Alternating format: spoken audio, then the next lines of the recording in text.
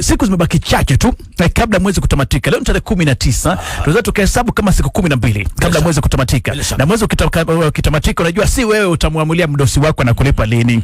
Unajua kazi utafanya.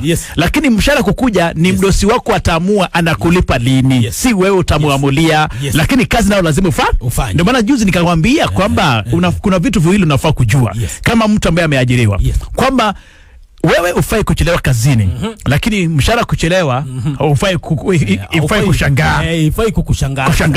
Ifai kukushangaza. Inaweza fika mwisho wa mwezi mdosi akaamua kusema kwamba we are facing some challenges, you know. Iran, akatumia Iran. Hauna ruhusa kwenda kumwambia mdosi wewe Iran inaingilia wapi kwa mshahara.